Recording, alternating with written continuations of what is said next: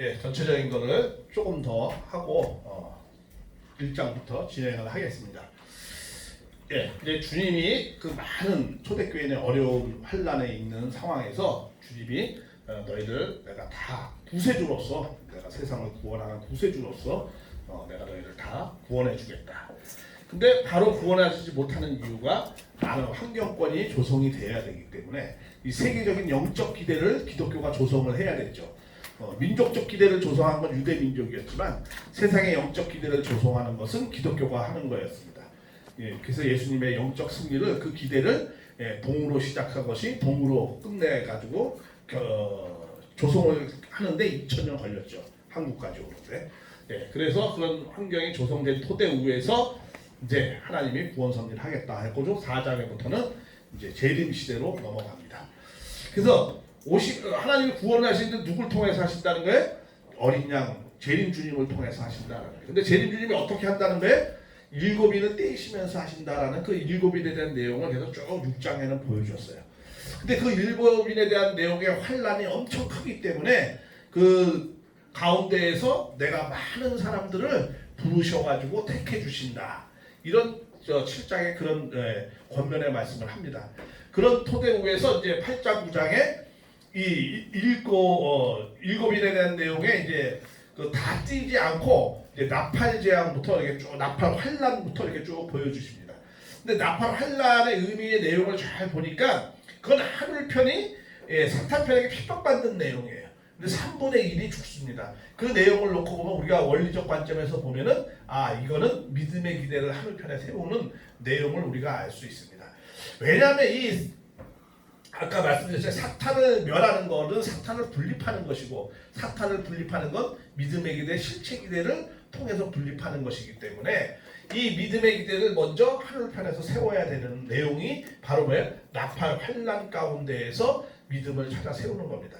그래서 그 믿음을 세운 토대 위에서 승리한 내용을 갖고 이 대적 재앙을 내리는 내용이 나옵니다. 그러면 왜 이거는 나팔 환란이라고 용어를 나팔 환란이라고 비유했고 이거는 왜 대적 재앙이라고 표현되어졌을까? 그거는 나중에 이걸 각 장을 하면서 그 의미를 그렇게 검토해 보겠습니다.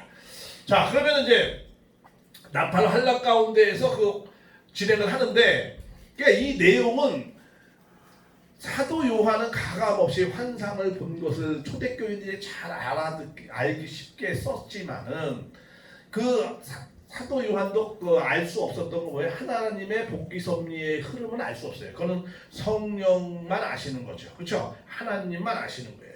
그래서 성령의 인도하심으로 성령은 하나님의 감동과 성령의 인도하심으로 섰다고 그랬잖아요. 그래서 자기의 그 시대성과 그 시대 상황을 쓰기는 쓰지만 그 배후에는 누가 인도하셨어요? 성령이 인도해 주셨기 때문에 정확한 틀림이 없이 정확하게 쓴 겁니다. 그래서 성경은 가감하거나 틀림이 없다는 거예요. 왜? 그 배후에는 성령의 인도하심으로 썼기 때문에. 근데 이 내용은 요한계시록은 몇 차례 말씀드리지만 하나님 나라와 백성을 찾는 거기 때문에 복귀 섭리의 관점에서 쓴 거예요. 그 내용의 섭리는 사도 요한도 모르고 썼지만 지금 이 시대의 참부모님의 생애 노정을 다 일단락 지은 내용을 보니까 이 내용은 뭐예요?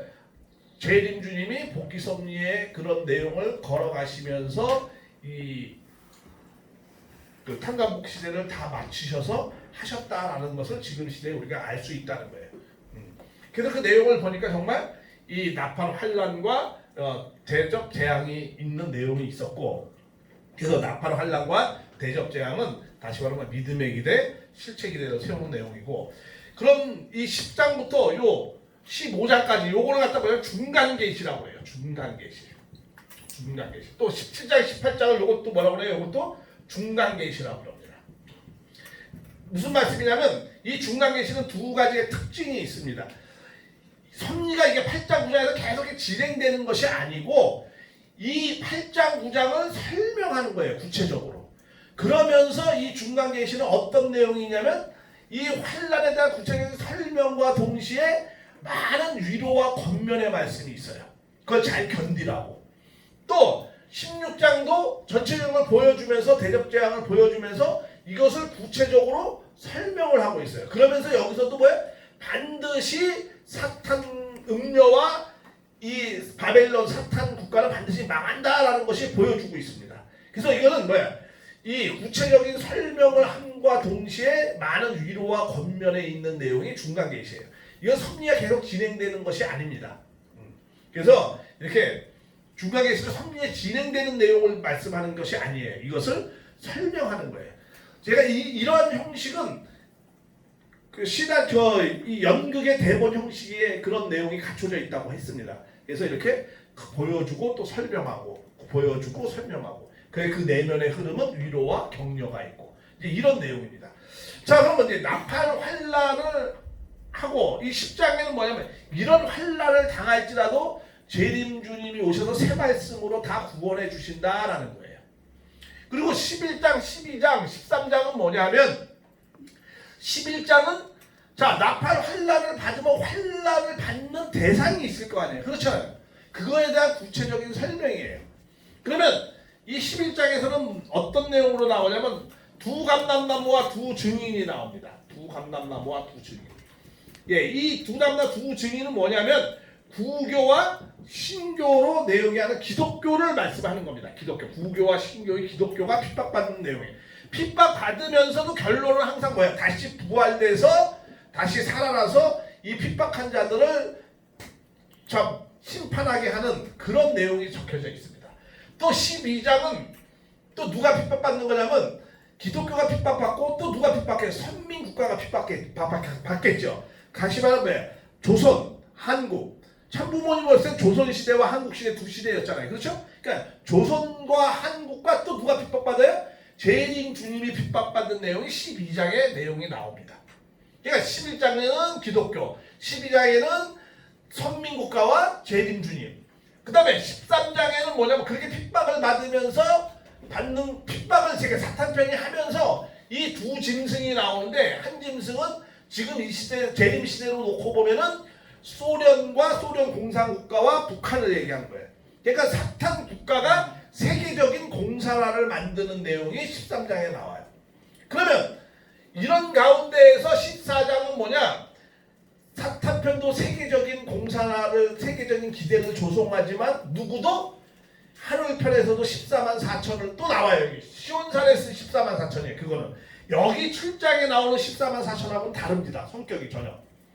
이거는 이 14만 4천은 아까 7장에서 14만 4천이 있고 또 거기 환란 가운데서 나온 흰 무리가 있다고 했어요. 그 흰 무리에 대한 표현을 구체적으로 14만 4천 시온산에 쓴 그 무리를 얘기합니다. 어린 양과 같이 시온산에서 14만 4천 무리. 이거는 뭐냐면 참부모님은 재림주님을 중심 잡고 선의 판도를 세계적 기대를 조성하는 내용이 14장에 나와요. 그 다음에 15장에는 뭐냐면 그런 조성된 선의 판도를 조성한 그런 하늘의 편이 이제 곧 대적재앙을 내리겠다라는 거예요. 16장에 15장. 그리고 16장에는 그 대적재앙이 하늘편이 사탄편에게 대적재앙을 내리는 하늘편이 사탄편을 완전 전멸한다고 했어요. 그렇죠? 완전 굴복시키는 내용이 16장의 대적재앙을 통해서 나타나는 거예요. 쭉 7대접을 통해서. 그러고 난 다음에 17장, 18장은 뭐냐? 그 대적재앙을 받는 대상이 있을 거 아니에요? 그건 누구죠? 사탄과 사탄 국가죠. 그 존재들이 이걸 갖다 음녀와 바벨론이라고 표현됐어요. 그 존재들이 멸망하는 내용이 17장, 18장에 나와요. 그러면 이제 이렇게 해서 이제 탕감복기를 다 끝냈어요. 참부모님을 중심 잡고 축복가정들의 탕감복기를 다 끝내면 19장부터는 이건 전혀 판도가 다른 거예요. 이 19장에는 지상 천일국 건설에 대한 내용이 나오는데 이 네 번의 할렐루야를 통해서 이 하나님을 찬양하면서 이 땅에 하나님의 나라를 참부모님이 이게 지키는 내용이 나와요. 거기에 이제 뭐 왕권 증식을 통해서 그다음에 천일국의 내용을 통해서 또 기원절 축복식을 통해서 하나님의 통치 시대가 열린다라는 이 지상 천일국 시대가 열린다라는 내용이 나옵니다. 그 다음에 20장에는 지상의 승리를 통해서 어디를 해방해야 되죠? 천주적 섭리를 해야 되잖아요. 그렇죠? 그러니까 영계를 해방시키는 내용이 20장에 나와요. 선령과 악령을 해방시키는 내용이 재림부활시키는 내용이 20장에 나옵니다. 그 다음에 21장에는 뭐냐? 21장에는 하나님 나라의 백성들이 참부모님을 중심으로 삼고 가정교회를 이루어서 하나님의 나라를 구체적으로 하나님의 백성들의 삶에 대한 내용이 21장에 나옵니다. 새 예루살렘 중심 삼고 그 새 예루살렘은 결국 왜 참부모님을 중심 삼고 참가정을 이루어서 사는 내용이 21장에 나와요.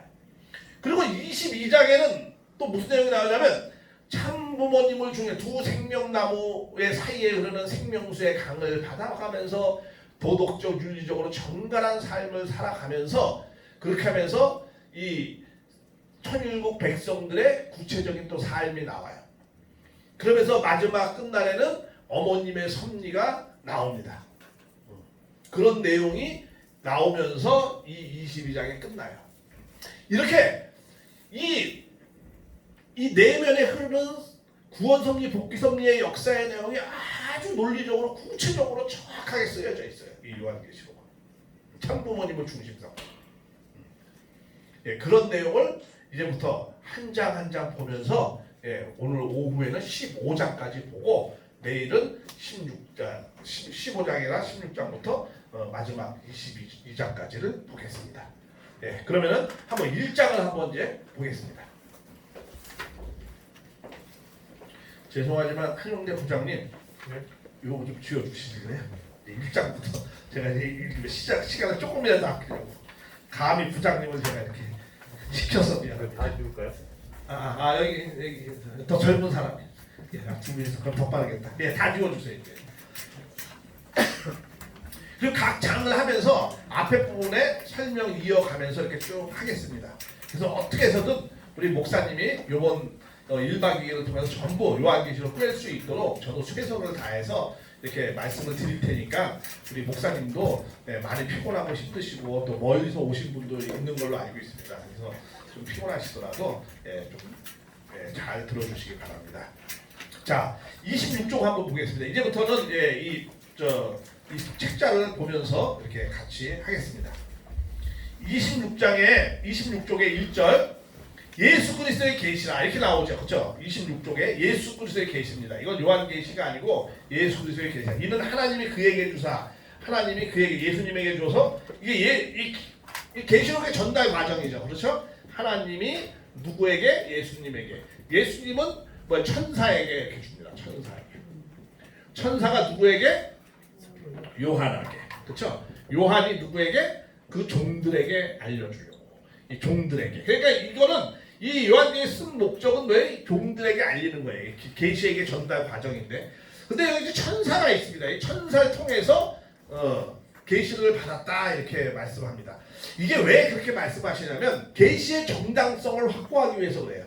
왜냐하면 이게 시대는 신약의 시대로 출발했지만 아직까지 모든 그 분위기가 다 구약이거든요. 그렇기 때문에 근데 구약에는 항상 누구를 통해서 하나님 말씀을 받는 거죠? 천사를 통해서 받는 거예요. 그렇기 때문에 그럴 때 계시의 정당성이 있는 거예요. 그래서 천사를 통해서 받았다 이렇게 말씀을 하는 거예요. 뭐 실제로 뭐 천사를 통해서 해주셨겠죠. 물론. 그래서 약간 이렇게 예수님의 계시를 직접 준 것이 아니고 천사를 통해서 받았다. 사도 요한이 계시의 정당성을 확보하기 위해서 이런 말씀을 하십니다. 그러면서 자 계시가 나오는데 이 계시라는 거는 뭐예요? 이 하나님이 자기 당신을 뭐예요? 드러내는 거죠. 그렇죠? 드러내는 거예요. 하나님이 자신을 드러내는 겁니다. 그래서 계시에는 뭐가 있어요? 계시에는 일반 계시가 있고 특별 계시가 있습니다. 일반 계시는 이거 갖다 뭐야? 만물 계시, 자연 계시 뭐 이렇게도 표현을 합니다. 특별 계시는 뭐냐면 이거는 이 만물을 통해서 우리는 이제 로마서 1장 20절 창세로부터 보이지 않는 하나님 뭐예요? 그 만드신 만물에 분명히 보여 알게 되느니 그러면서 하나님의 신성과 능력을 그 만물을 통해서 보여 알게 된다. 이게 이제 만물 계시입니다. 자연 계시, 자연을 통해서 하나님을 설명하는 거. 왜냐면 창조라는 건 계시한 거잖아요. 그렇죠? 자기 내면의 세계를 바깥으로 드러낸 거니까 이게 계시죠. 근데 그 만물을 통해 계시를 하죠. 근데 타락하지 않은 인간, 창조 본연의 인간은 만물을 통해서 하나님과 깊은 내면의 세계와 모든 걸 대화도 할 수 있고 다 할 수 있습니다. 그렇죠? 그런데 아버님도 그래서 자서전에 뭐 만물을 통해서 하나님의 이치와 법도도 하시고 뭐 여러 가지 쭉 말씀하잖아요. 아담에도 그렇겠죠. 성경책이 없으니까 당연히 만물을 통해서 타락하기 전에 그런 하나님의 만물을 통해서 하나님의 모든 내용을 깨달을 수 있는데 타락한 인간은 그렇게 할 수 없잖아요. 그리고 타락한 인간은 만물을 통해서 하나님의 구원 섭리를 알 수 없잖아요. 그러니까 이 선지자나 또 더 나아가서 뭐예요? 메시아를 통해서 계시해 주는 거. 그걸 갖다 뭐라고 그래요? 특별 계시라고 그러고 성서는 무슨 계시죠? 특별 계시의 말씀이에요. 그렇죠? 그래서 성경을 통해서 타락한 인간은 하나님의 구원 섭리를 깨달아서 하나님 앞에 나오게 해주는 말씀이에요. 만물을 통해서 그렇게 할 수 없잖아요. 그래서 이건 특별 계시의 그런 나눌 수가 있는 거죠. 그래서 하나님의 가장 완벽한 계시는 인간이고 뭐 이렇게 나오잖아요. 그래서 아버님 예수님은 뭐예요? 예수님은 기독교는 그렇죠. 계시가 예수님으로 말미암아 다 끝났다고 그러잖아요. 그게 우리하고 차이점이에요. 그래서 계시는 예수님으로 다 끝났기 때문에 예수님은 교회에 계시니까 교회 바깥에는 하나님의 계시가 없고 하나님의 구원도 없는 거야. 예수님으로 다 끝났으니까. 근데 우리가 또 축복받고 구원받는 또 다른 계시를 얘기하잖아요. 그렇죠? 또 다른 구원을 얘기하니까 이게 이제 문제가 되는 거죠. 그건 조금 이따 떠서 말씀을 또 붙여 드리고 하여간 이렇게 일반 계시와 특별 계시로 나누죠. 근데 이건 이제 하나님의 계시의 말씀, 이거는 이제 특별 계시죠. 네, 특별 계시의 내용의 말씀이 있습니다. 그다음에 한 페이지 넘겨가면 이제 28쪽에 이 파란 게 이제 성경 원문입니다. 2절. 이 요한은 하나님의 말씀과 예수 그리스도 증거나 자기가 본 것을 다 증언하니라 이렇게 말씀하면서 3절에 28쪽 3절에 이 예언의 말씀은 읽는 자 듣는 자 지키는 자는 복이 돼. 읽는 자 듣는 자 이 예언의 말씀을 어떻게 읽는 자 지키는 자 또 뭐예요? 지키는 자가 복이 있다. 그러니까 이 예언의 말씀에 예언이라는 것은 어떤 의미가 있느냐면 아까 말씀드렸잖아요. 앞으로 장차 될 일을 말씀을 하는 내용도 있지만 그거보다 더 중요한 것은 그때 그 교회의 그 위로와 권면과 여러 가지 앞으로 비전 뭐 이런 것을 말씀하는 내용이 예언의 내용의 의미입니다. 참 뜻에. 그 내용이 어디에 나오냐면 제가 이 책을 쓰건데 30쪽에 보면은 30쪽에 위에서부터 5째 줄부터 예언의 의미, 예언의 목적 이런 게 쭉 적혀져 있습니다. 그 내용을 보시면 고린도전서 14장 3절에도 이 예언은 뭐예요? 우리에게 위로하고 내면의 단단한 신앙적인 권면을 위해서 말씀하는 것이지 단순히 앞으로 장차 될 일을 말씀하는 것이 예언의 본질적 의미는 아니다라는 거예요. 그리고 예언의 목적은 앞으로 되어지는 것을 얘기하려는 목적이 아니고 될 수 있으면 미래에 되어지긴 되어지지만 그 내용을 잘 깨달아서 꼭 무조건 이루어지는 게 아니에요. 나쁜 일은 안 이루어지고 좋은 것만 되어지길 바라는 마음에서 예언을 하는 거예요. 그러니까 예언은 꼭 안 이루어질 수도 있는 거예요. 예를 들면 이런 거 있죠. 우리 그 요나가 이제 니누의 성에서 40일 후에 너희들이 심판받을 거라고 막 외치잖아요. 근데 그게 그 예언이 이루어졌어요? 안 이루어졌어요? 안 이루어졌으니까 요나가 굉장히 화가 나고 굉장히 어려운 가운데 있잖아요. 그래서 예언의 목적은 그렇게 좋은 일만 이루어지길 바라는 거예요. 그래서 말씀하시는 거예요. 그러니까 나쁜 일은 이루어지지 않기 위해서 경고하는 거예요. 그러니까 참 예언자는 입장이 곤란할 때가 많아요. 그렇죠? 이루어져도 자기가 바보가 되고, 그렇죠? 이루어지면 자기 체면은 세워지지만 하나님이 많은 인간들이 다치는 거고, 또 안 이루어지면 본인이 굉장히 좀 바보가 되는 거고, 좀 그런 예언자의 입장이 아주 곤란한 게 있습니다. 근데 어쨌든 예언의 의미는 그 잘 되는 것만 되어지고 나쁜 것은 이루어지지 않기를 바라서 예언을 하는 거지 꼭 예언이 무조건 다 이루어지는 것은 아니에요. 그러니까 우리가 나팔제왕과 대접제왕이 꼭 이루어지는 건 아니에요. 하나님은 안 이루어지게 해서 그 말씀을 하는 거예요. 그러나 너희가 불신하면 이런 것이 다 이루어진다는 거야. 그러니까 불신하지 말라는 거야. 근데 결국은 준비된 백성이 영접하지 않음으로 인해서 이 예언이 다 이루어지게 된 거죠. 원래는 신약시대에서 바로 성약시대로 넘어가야 되는 거잖아요. 참부모님도 그런 말씀하잖아요. 야 너희가 45년도 해방받아서 나를 이 민족이 잘 받아들이고 이 기독교가 잘 받아들였다면 7년 만에 모든 것을 다 회복하고 끝냈을 것이다 이렇게 말씀하시잖아요. 그렇죠? 근데 그것이 연장되고 잘 안 이루어졌죠. 그런 내용들을 말씀을 하는 거죠. 그래서 예언은 꼭 앞으로 이루어지는 것으로 단정적으로 하기 위해서 예언하는 게 아니다라는 말씀입니다. 그래서 근데 여기에 보면은 그래서 이 예언의 말씀을 읽는 자, 듣는 자, 읽는 자라는 건 단수로 나와져 있어요. 보면은 28쪽에 3절에 28쪽 3절 다시 넘어오면 이 예언의 말씀을 읽는 자, 그 다음에 듣는 자들 그리고 뭐야? 지키는 자들 이렇게 나옵니다. 그러니까 읽는 자는 한 명이에요. 그게 왜 그래요? 저번에 말씀드렸잖아요. 5절에 이 편지글을 하나로서 이렇게 돌아가면서 이렇게 보는 거예요. 이렇게 7교회가 지금 7교회를 중심 잡고 하는 겁니다. 이게 이렇게 돌아가서 보는데 여기서 보면 또 옮겨서 여기서 보고 여기서 또 이렇게 회람해서 보는 거예요. 이렇게 회람해서 보는데 이렇게 회람하기가 좋으니까 이렇게 갔다 뭐 이렇게 갔다 하는 것보다 이렇게 순서대로 가까운데 거리가 가까운 데로 옆으로 이렇게 가는 게 좋으니까 이렇게 순서대로 되어져 있는 거예요. 그런데 이 책이 이제 회람해서 오면은 어떻게 합니까? 한 사람이 이제 그걸 갖다 이렇게 읽을 거 아니에요. 그러면 나머지는 뭐예요? 이렇게 들으실 거 아니에요. 그렇죠? 듣고 그러고 나면 또 어떻게 하라는 거예요? 그 들은 것을 지키라는 거예요. 그러니까 지키라는 거는 굉장히 뭐예요? 목회적 메시지가 강하다는 거예요. 목양적 메시지가 강한 말씀이에요. 그래서 이 요한계시록은. 그래서 우리 식구님들이 이것을 말씀을 해줄 때 굉장히 목양적 입장에서의 말씀을 해주셔야 돼요. 단순히 뭐 이 요한계 이렇게 이런 내용이다라는 것도 저는 지금 그런 식으로밖에 지금 시간이 없어요. 그렇게 말씀을 하지만 목사님들이 이 말씀을 중심 삼고 식구님들한테 할 때는 지금 상황이 초대교회나 우리랑 비슷한 상황이니까 많은 위로와 권면과 또 우리가 회개와 이런 내용을 중심 삼고 많이 말씀을 해주셔야 돼요. 그럴 때 굉장히 이것이 은혜가 있고 그런 내용입니다. 사실 요한계시록이 왜 지키라는 거는 뭐예요? 너희가 그러한 윤리도덕적 삶을 살라는 거 아니야? 그렇죠? 네, 그런 내용이 그런 사람들은 복이 있다 이렇게 말씀합니다.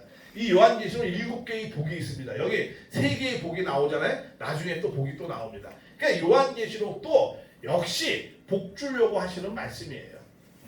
기본적으로 재앙 주려고 하는 말씀이 아닙니다.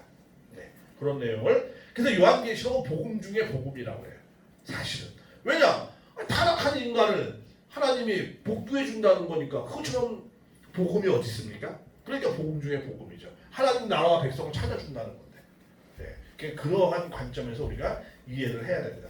그래서 이 요한계시록을 통해서 정말 하나님이 고난 가운데 있는 인간들을 사랑하시고 위로해 주셔서 정말 하나님의 백성으로 세워주려고 하시는 하나님의 많은 애절함이 있다는 것을 이 요한계시록에서 이 말씀을 해야지 일반 기독교회 목사님 뭘 잘 모르시는 분처럼 뭐 막 재난이랑 막 얘기하면서 너희들 빨리 회개하고 믿으라고 그렇지 않으면 하나님의 심판이 너에게 임할 것이니까 안 믿으면 너 불로 끄실러 다 죽을 거라고 이렇게 공포심을 조장하면서 이렇게 하는 것은 실제적으로 하나님이 이것을 쓴 동기와 목적과 전혀 다른 내용이에요. 그리고 심정적이지도 않은 내용이죠. 그런 내용을 우리가 참고로 좀 아실 필요가 있습니다. 그리고 이 30쪽에 보면은 4절에 보면은 요한이 아시아에 있는 7교회에게 편지하는 이게 편지했다고 그랬잖아요. 편지하는 게 이거 뭐예요? 서간문의 형식이 되어져 있는 거예요. 그래서 이 서간문의 형식은 어떠한 내용의 의미가 있는가 그거는 이제 밑에 쭉 적혀져 있습니다. 아까도 잠깐 언급한 것 같이 그렇게 좀 이해를 하시고요. 분명히 그때 편지하긴 한 겁니다. 실제적으로. 근데 그 내용에는 여러 가지 의미가 있습니다. 또 31쪽에 보면은 또 충성된 증인으로 죽은 자들 가운데 먼저 나시고 땅의 임금들의 머리가 되신 예수 그리스도의 말미암아 땅의 임금들의 머리가 되신 예수 그리스도의 은혜와 평강이 너에게 있기를 원하노라. 우리를 사랑하사 뭐라고 했어요? 그의 피로 우리 죄에서 우리를 해방하시고 이런 그의 피로 우리를 갖다가 어떻게 했다는 거예요? 해방했다는 거예요. 이게 피로서의 해방이 요한계시록에도 한 5번 나와요. 우리의 피로서 해방한다라는 그런 의미가 있는데, 자 그래서 예수님을 이러한 내용을 우리가 잠깐 좀 참고할 필요가 있는데 이게 이 기독교는 피로부터의 해방입니다. 그렇죠? 그래서 예수님이 6월절의 어린 양이라고 그러잖아요.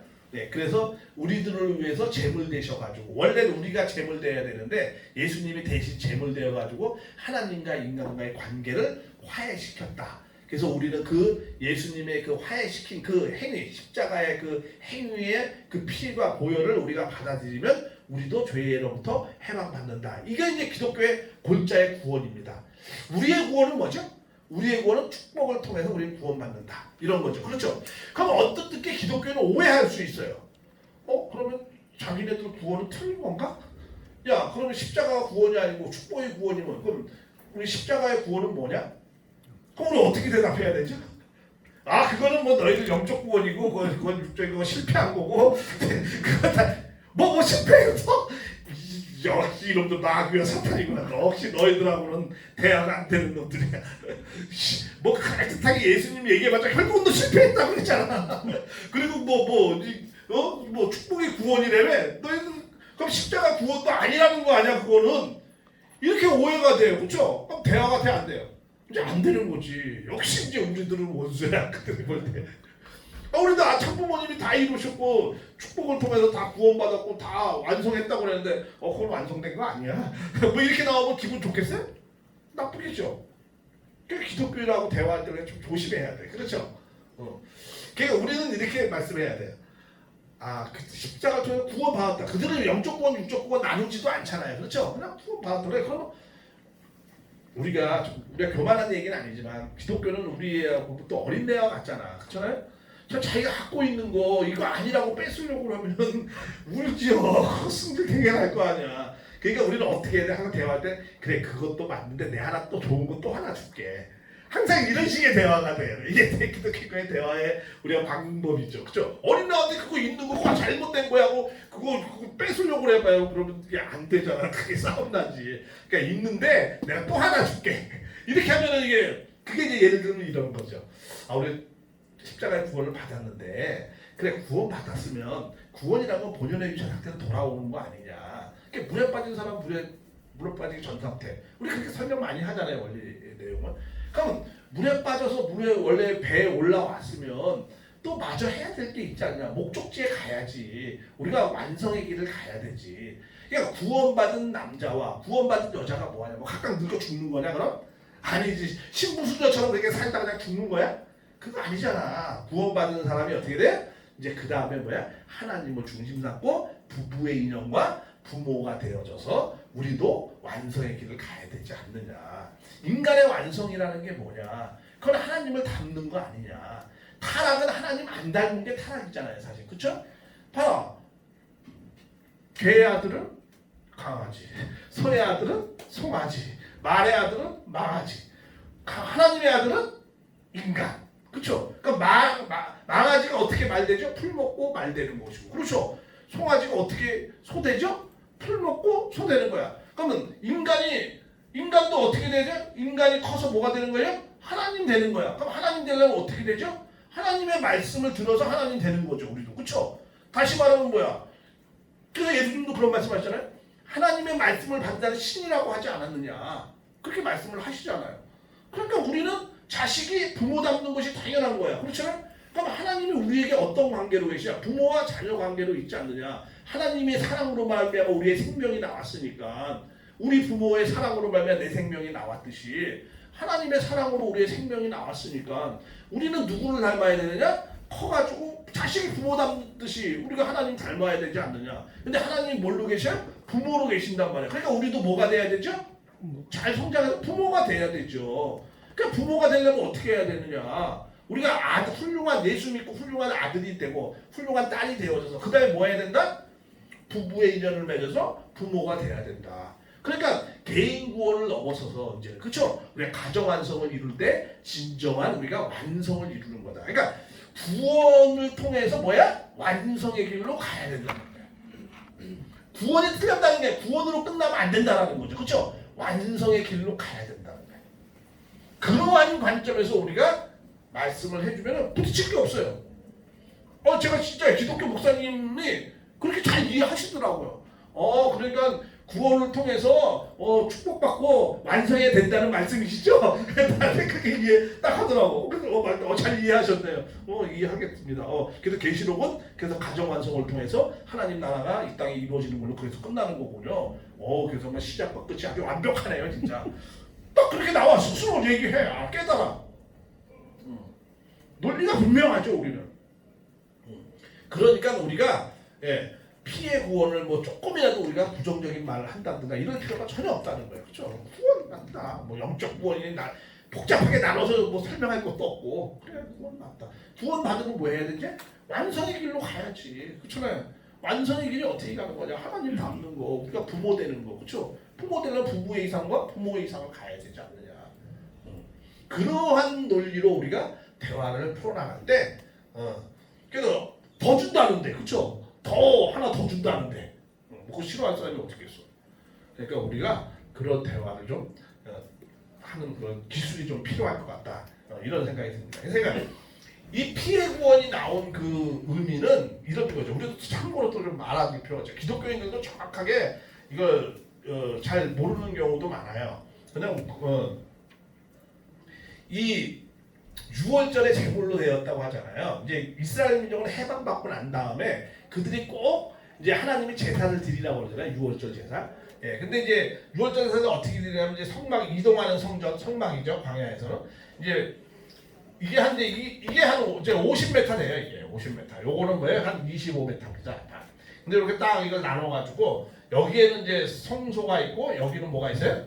지성소가 있죠. 그렇죠? 여기 이제 7 촛대가 이렇게 있고 여기 이제 법궤가 있고 법궤 2석반 뭐 쌍난 지팡이 뭐 이런 거 있고 여기는 이제 제사장만 들어오는 거죠.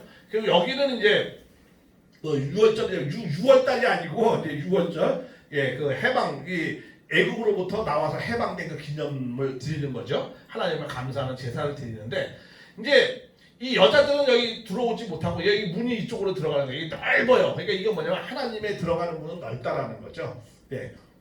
그러면서 이 남자들은 뺑 둘러서 이렇게 있고 여기에 이제 어린 양이 있잖아요. 어린 양을 하나 이렇게 딱 데리고 와요. 이 제사장이 회중 가운데 딱 있어 이렇게. 그러면 이제 이 해마다 이 사람이 자기 잘못된 것을 이 양에게 어떻게 해요? 다 퍼부어요. 이렇게 내 잘못했다고 다. 그럼 죄를 고백하는 거죠. 그러면 이 양은 이제 이렇게 다 그러면 죄를 다 듣는 거야. 그럼 다 끝난 다음에 이제 제사장이 어떻게 이제 그 안수기도를 딱 하고 이 회중에 있는 모든 죄를 다 이 양을 통해서 회개에 없애달라고 그러면서 끝난 다음에 목을 딱 따요. 그러고 이제 피를 받아가지고 이 일곱 번 뿌려요. 완전하게 이제 이 피로서 다 깨끗이 했다는 거야. 이 어린 양의 피로. 그러고 나면 이 양은 저 성문 바깥에 버려요. 그럼 들깨가 다 먹고. 그러면 이제 여기는 죄가 깨끗하게 정화가 되었다는 거예요. 그리고 끝나고 이제 제사장만 들어가서 하나님 앞에 이제 그것을 마지막 보고를 하고 이렇게 끝나는 거예요. 그러니까 이러한 양과 같이 누가 그렇게 됐다는 거예요? 예수님이 이렇게 됐다는 거예요. 그래서 그들은 죄가 없다는 거예요. 너희들은 히브리서에 나오죠. 너희들은 이게 해마다 드렸지만 이제는 예수님의 피는 이 양의 피보다 훌륭해, 더 훌륭해, 아주 훌륭한 거잖아요. 그러니까 이 양의 피는 해마다 드리지만 예수님의 피의 보혈을 내가 받아들이면 나는 영원히 속게 된다는 거예요. 그게 이제 이스라엘의 이제 피의 구원이죠. 그러니까 이러한 걸로 누가 오셨다는 게 제물이 예수님이 되셨다는 거예요. 근데 우리는 이제 한 발 더 나가서 사실은 제물은 누가 돼야 되는 거예요? 이제 어린 양 예수님이 돼야 되는 게 아니고 누가 돼야 되는 거죠? 우리가 돼야 되는 거죠. 사실은 제사장 중에 제사장으로 오셨잖아요. 예수님은. 그렇죠? 우리가 제물이 돼야 되는데 십자가의 사건은 뭐예요? 제물이 벌떡 일어나서 그냥 제사장의 따귀를 때린 거잖아요. 그래서 제사장으로 어떻게 제물 되라고. 그렇죠? 이렇게 된 게 이제 아주 역사에 참 안타까운 사건이었잖아요. 그러나 그런 깊은 뜻까지는 모르죠. 기독교는 그냥 결과만 놓고 해석하는 거, 결과만 놓고 믿는 거니까. 그건 이제 바울이 그렇게 신학적으로 정립한 거지만은 그거는 또 바울의 사정도 있어요. 바울은 살아서 예수님을 만난 자가 아니니까 죽은 예수를 만났으니까 그 죽음에 대한 것을 패배로 해석할 수가 없잖아요. 그렇죠? 승리로 해석해야 하다 보니까 이제 이러한 걸 이제 들어가지고 이 제물은 예수님이 십자가의 제물의 승리였다. 제물 가는 길을 정확히 잘 가셨기 때문에 그래서 죄를 사하주기 위해서 그러니까 예수님은 이 제물의 길은 승리의 길이었다. 패배가 아니다. 예수님이 십자가에서 패배라고 하면 누가 패배한 거예요? 하나님이 패배하게 된 거고, 그렇죠? 말이 안 되잖아요. 그렇게 할 수가 없잖아요. 그러니까 이제 그런 사건의 내용이 있는데, 해가 이러한 이게 피해 구원, 이들은 이걸 똑같이 믿는 거잖아요. 그렇다고 이게 좀 많이 잘못된 거지만, 그렇다고 이거를 갖다 또 우리가 지금 시대에 그걸 부정하는 말을 하기보다는 하나 더 우리가 축복의 내용을 말씀을 해줘서 축복을 구원이라고 하지 않고 그들한테는 뭐야? 축복은 완성의 길로 가기 위한 출발점이다. 이렇게 우리가 좀 설명하면은 기독교가 좀 부딪히지를 않지 않겠는가, 그렇죠? 완성을 가기 위한 출발점이다. 그렇게 말씀하는 것도 기독교인한테 그렇게 하는 것도 좋겠다 이렇게 생각이 되어집니다. 그러나 이제 그러나 피의 십자가의 피는 실제적으로는 계시록에서 해석합니다. 그거는 말씀이다라고 해석하고 그 말씀을 왜 피의 말씀이라고 했느냐? 거기에는 하나님의 한과 눈물이 있는 그런 말씀이기 때문에 말씀을 십자가의 피는 하나님의 말씀이다라는 해석이 있습니다. 또 그건 또 다 읽어보시고요. 그 다음에 이제 32쪽에 보면 6절 7절 한번 보겠습니다. 6절에 그의 아버지 하나님으로 우리 제사장으로 삼아 우리를 뭘로 삼았어요? 우리를 나라와 제사장으로 삼으시 그에게 영광과 능력의 세세토록 있더라. 그러니까 예수님을 믿으면 뭐예요? 그 나라와 뭐가 되는 거예요? 제사장으로 되는 거죠.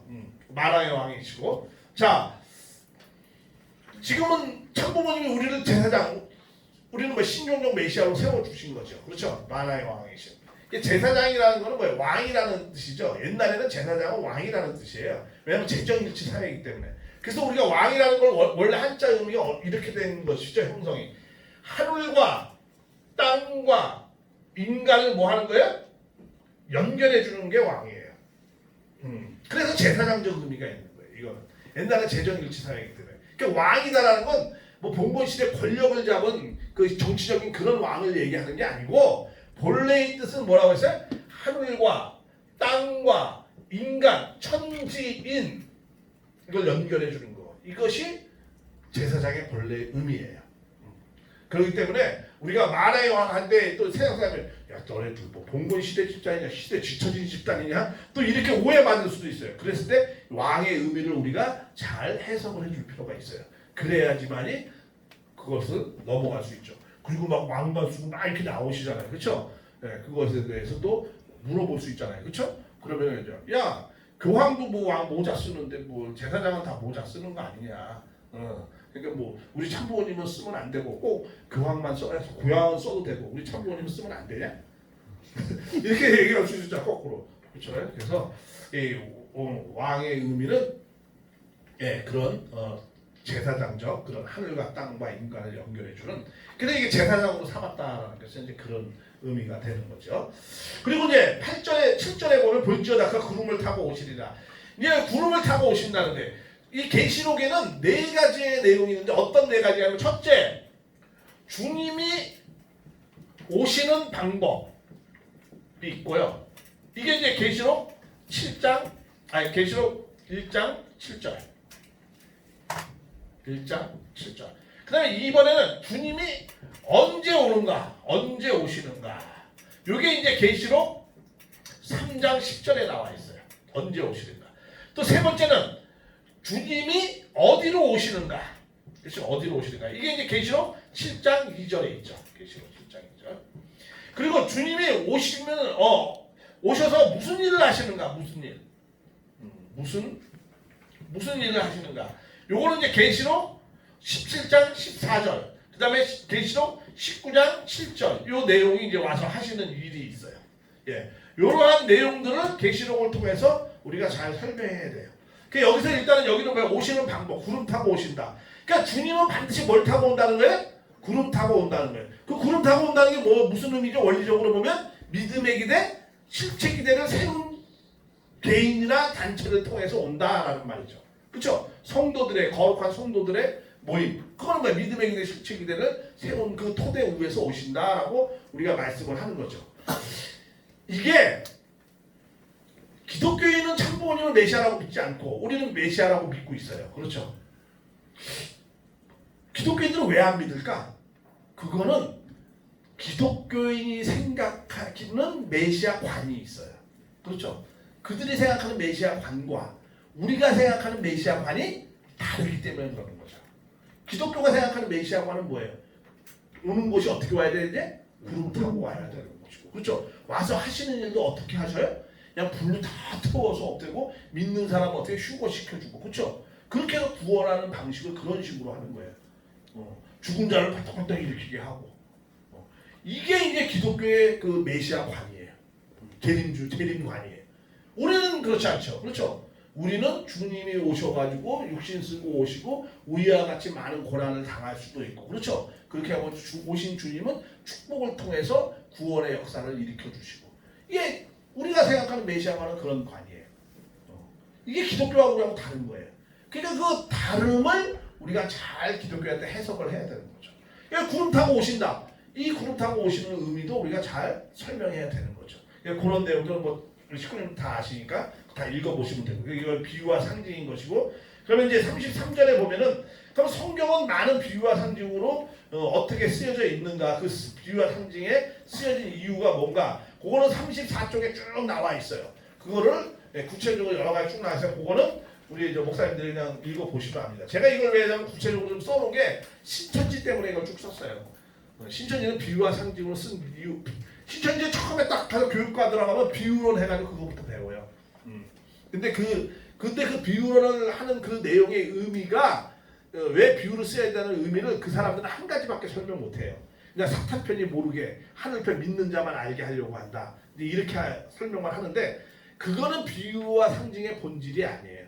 비유와 상징은 도리어 알기 쉽게 설명하려고 하는 거예요. 우리 그렇잖아요. 어린아이가 나 어디서 태어났어 그러면 이렇게 알기 쉽게 설명하기 위해서 다리 밑에서 주워왔다 말 안 들을 때 그렇게 하잖아요. 그러면 나중에 크다 봐, 그 다리가 그 다리구나. 맨 처음엔 다 한강다리인 줄 알았더니 알고 보니 그 한강다리가 아니구나. 내가 어리니까 그렇게 설명해 주신 거구나, 우리 어머니가. 이렇게 하잖아요. 그렇죠? 어렸을 때 잘 알지 못하는, 심령이 낮은 자가 하나님의 사랑과 진리를 잘 깨닫지 못하기 때문에 알기 쉽게 예수님이 비유로서 하나님의 사랑과 진리를 쭉 많이 설명하잖아요. 그러니까 알기 쉽게 설명하려고 하는 거예요. 근데 그 비유와 상징을 예수님에 관한 거를 모르는 사람들이 사탄편이 쉽게 알면 또 하나님의 복귀 섭리를 방해할 수 있잖아요. 그러니까 비유와 상징으로 했는데 그런 부분은 아주 일부분적인 거예요. 네, 그리고 또 여러 가지 또 내용이 있습니다. 그 내용은 여기 써 있으니까 참고하시면 되고요. 그 다음에 이제 그래서 주심이 오시는 거는 이제 구름 타고, 그거는 이제 거룩한 성도들로 온다, 뭐 이런 쭉 말씀을 했습니다. 읽어보시면 다 알고요. 그 다음에 34쪽에 보면은 8절, 주 하나님이세 난 알파 오메가 이제도 계시고 전에도 장차 오실 전능한 자라. 그러니까 하나님과 같이 표현을 했어요, 예수님을. 그러면서 이제 9절에, 그러니까 그 예수님은 정말 세상의 모든 것을 구원하고 치리하실 분이다라는 거죠. 그러면서 9절에 35쪽의 9절에 나 요한은 너희 형제여 예수의 환난과 나라와 참음에 동참하는 자라. 나 요한은 너희 형제 예수의 환난과 나라와 참음에 동참하는 자라. 이게 이제 기독교인의 정체성이에요. 그때 초대교인의 정체성은 뭐야? 환난과 나라와 참음에 동참하는 자가, 그게 기독교인이에요. 그러니까 십자가를 짊어지는 자가 기독교인의 정체성이에요. 그렇죠? 그러니까 우리 통일교의 정체성은 뭐였죠? 축복 받는 게, 받은 자가 우리 통일교의 정체성이에요. 지금 가정연합의 정체성은 뭐죠? 축복받고 뭐가 되는 거? 신종적 메시아가 되는 게 우리의 정체성이에요. 가정연합 전에는 우리가 축복받는 게 우리의 정체성이에요. 과거의 그 정체성은 과거를 통해서 우리의 정체성을 규정하기도 하지만 미래를 통해서 우리의 정체성을 결정하죠. 그렇죠? 그건 어떻게, 미래는 우리가 뭐가 돼야 되는 거죠? 신종적 메시아가 되는 게 우리의 정체성이에요. 그 말은 뭐예요? 그거 안 되면 안 되는 거죠. 그렇죠? 예, 그게 우리의 정체성이에요. 그러니까 신종적 메시아를 이루는 게 우리의 정체성이에요. 기독교인의 정체성은 십자가를 지는 거예요. 그렇죠? 탄광복귀 시대니까. 우리는 탄광복귀 시대 이후잖아 이제. 그렇죠? 그러니까 우리는 신종적 메시아, 진정한 이 땅에서 제사장이 되는 것이 우리의 정체성입니다. 그런 내용들을 우리가 잘 이해를 해야 되죠. 그 다음에 10절, 36쪽의 10절은 뭐냐? 주의 날이 성령에 감동된 내오신 나팔 소리 같은 큰 음성이 들이대. 그러면서 11절에 네가 보는 것을 두루마리에 써서, 자, 네가 보는 걸 이제 두루마리에 써가지고 36쪽에 11절에 다 보내라는 거야. 그렇잖아요? 예, 그래서 그때 실제 7교회가 있었고 거기 두루마리 써서 이제 보내는 거예요. 그래서 하나하나 이렇게 보내면 그거를 읽고 그 다음에 또 사람이 이제 듣고 또 그걸 또 잘 지키고 뭐 이렇게 해야 되는 내용을 쭉 말씀을 했습니다. 그리고 여기에 이제 그 나팔 소리 같은 음성을 듣고 10절에 이 나팔 소리는 어떠한 음성에 이 나팔은 어떤 의미냐면 그 밑에 쭉 나와 있죠. 이 하나님의 특별한 계시의 말씀 또 악을 놓고 전쟁을 선포할 때 그리고 또 백성을 부를 때 또 그리고 악평과 싸울 때 이럴 때 나팔 소리 여리고 성에 그런 거 나팔 소리를 부르면서 싸우잖아요. 네, 그러니까 구원 심판과 구원 이런 내용의 의미의 상징입니다. 하나님의 때를 알리면서 그런 내용들의 내용은 성경 구절에 다 있습니다. 그걸 자세하게 이게 다 보시면 알겠습니다. 이런 성경 구절에 36쪽에 성경 구절 있잖아요. 거기 책 한 권이 또 있을 거예요. 요한계시록 성구 해설. 그게 바로 이런 식이에요. 예를 들면 거기 딱 그걸 보면 36편을 딱 보면은 이 순서대로 요한계시록에 나와 있는 성구 순서대로 쭉 적혀 있어요. 이게 자꾸만 이렇게 힘들 필요 없어요. 딱 해서 바로 옆에 책 놓고 성경 구절을 봐가면서 이렇게 쭉 읽으시면 돼요. 그렇게 하라고 제가 그걸 이렇게 해놓은 겁니다. 그 다음에 36쪽에 11절에 이르되 네가 보는 것을 두루 바 있어서 에베소를 쭉 보내라고 하면서 자 이제 12절에 보면은 37쪽 몸을 일으켜서 하나님의 말씀을 알아보려고 돌릴 때 일곱 금초대가 보았는데 여기 이제 12절에 이제 일곱 금초대 이것도 일곱 교회를 말씀하는 겁니다. 왜 촛대라고 표현을 했느냐면 교회는 뭘 밝히는 거죠? 항상 불을 밝히는 거. 불을 밝힌다는 게 뭘 밝힌다는 거예요? 진리의 말씀을 밝히는 거예요. 교회의 기능이 가장 중요한 기능은 뭐예요? 하나님의 말씀을 선포하는 다시 말하면 캐리그마의 역할을 가장 해야 되는 거예요. 그게 가장 중요한 교회의 사명입니다. 제가요 이게 조금 여담이지만 이제 우리 신천지하고 우리하고 이제 비교를 해봤을 때요.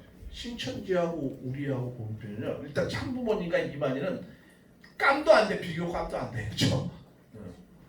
그건 이런 일반 교회 집사 수준이에요. 이만희 총회가. 그리고 또 이 말씀의 수준을 놓고 보면 그건 우리가 비껴가지고 각색한 거예요. 말씀의 깊이와 폭이 원리하고 비교할 수 없을 정도로 우리가 높아요. 그리고 교회의 연력도 우리가 2배야. 역사도. 그리고 또 우리가 갖고 있는 환경권 비교할 수 없이 좋아요.